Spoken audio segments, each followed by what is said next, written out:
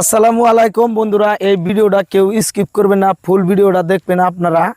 এই ভিডিওটা কিন্তু অতএব এই ভিডিওটা যদি আপনারা দেখেন হয়তো কিছু বুঝতে পারবেন, ফুল ভিডিওটা দেখবেন। আর প্লাস আমার পিছনে যে জায়গাটা দেখতেছেন আপনারা, এটা কিন্তু একটা কবরস্থান, যে জায়গাটা দেখে নাকি মানুষ ভয় পায়। আজকের গল্পটা হলো, তিন বন্ধুয়ে এক জায়গায় গেতা ছিল, কিন্তু যাইতে টাইমে গেতে গেতে একটা কবরস্থানে ঢুকে গেছিল, কিন্তু যাওয়ার সাথে সাথে পিছন থেকে দুইটা বন্ধু মানে দৈরবেরা গেটের বাইরে আছে, কবরস্থানের গেটের বাইরে।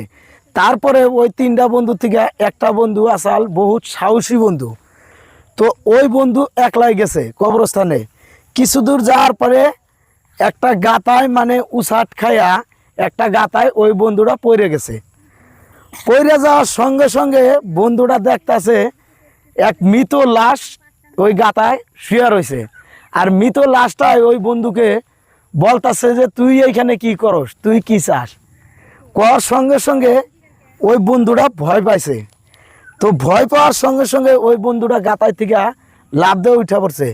তারপরে উঠা যখন ওই বন্ধুটা কবরস্থানের বাইরে থেকে ভিতর থেকে বাইরে বেড়ানোর জন্য দৌড় দিছে, তখন পিছন দিকে তাকাইয়া দেখে ওই মৃত লাশ ওর গাড়ির উপরে হাত দিয়ে দাঁড়ায় রয়েছে। অতএব ওই বন্ধুটা মৃত লাশটার দিকে তাকাইয়া থাকা বলতাছে যে তুমি কে।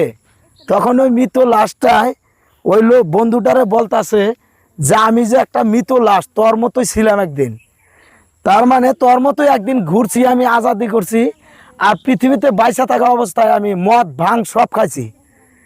কয় আপনার পেটে ওইরকম ফাটা কে, মানে ওই মৃত লাশের যেটা পেট আছে পেটটা ফাটা। তারপরে প্লাস ওই মৃত লাশটা ওই বন্ধুকে বলছে যে আমার পেটটা এরকম, তার মানে আমি যখন জীবিত ছিলাম তখন আমি মদ ভাং সব খাইছি, আর মরার পরে কবরে আমারে জানাজার করে থুয়া যাওয়ার পরে আমার পেট ফাইডা মদ বাইরাইতেছে।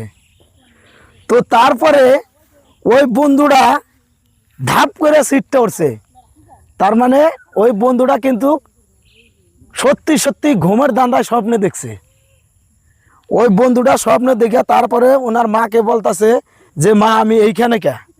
অতএব ওই বন্ধুটা কিন্তু কবরস্থানে ছিল, কিন্তু কবরস্থানে যাওয়ার পরে অজ্ঞান হয়েছিল ওইরকম করে মৃত লাশ দেখা।